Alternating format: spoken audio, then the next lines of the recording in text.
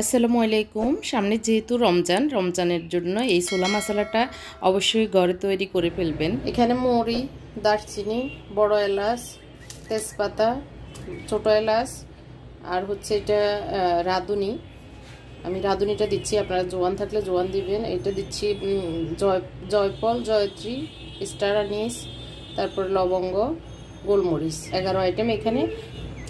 আর বাকি কি দিতে হবে সেটা আমি একটু পরে দেখাচ্ছি, আগে এগুলো গরম করে নিই। এখন আমি চুলাটাকে একদম লো আঁচে রেখে ছোট আইটেমগুলোকে এক সাইডে রেখে এক সাইড করে আর কি বড়গুলোকে একটু সাইড করে নিয়ে ভালো করে ভেজে নিব।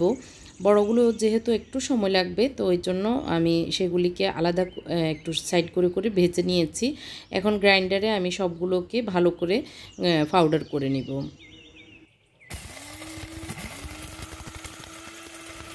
তো এটা আমার অনেক পুরনো গ্রাইন্ডার, এই জন্য একটু কম হয়েছে পাউডারটা, তো এই জন্য আমি গ্রাইন্ডারটা চেঞ্জ করে নিচ্ছি। তো এগুলি আরেকটু পাউডার করে নিব। তো এই গ্রাইন্ডারটাতে ভালো করে পাউডার করে নিয়েছি। তার সাথে এখন দিয়ে দিচ্ছি 2 চামচ লবণ। 3 চামচে দিয়েছি, যেহেতু আমি আরও মশলা এখানে অ্যাড করব এই জন্য। এখানে দিয়ে দিচ্ছি আদা রসুন পাউডার। আপনাদের কাছে পাউডার যদি না থাকে তাহলে না দিলেও চলবে। আর এগুলি যে কোনো মুদি দোকানে, মশলার দোকানে পাওয়া যায় পাউডারগুলি। তো আদা রসুন পাউডারটা আমি 3 চামচ করে দিয়ে দিচ্ছি, কারণ এই চামচটা একটু ছোট, পরিমাপে কম হচ্ছে, এর জন্য 3 চামচ করে দিয়ে দিচ্ছি। আপনারা আপনাদের পরিমাপ মতো দিবেন। তো সেম আমি আদা পাউডারও দিয়েছি, সেম রসুন পাউডারটাও দিয়ে দিচ্ছি। তো এই উপকরণগুলোকে এখন আমি আবারও পাউডার করে নিব।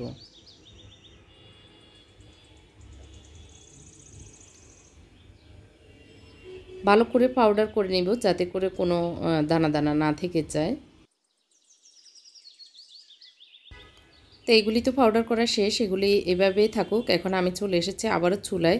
একটি ফ্রাই প্যানে হাফ কাপ দিয়েছি জিরা পাউডার, হাফ কাপ ধনিয়া পাউডার,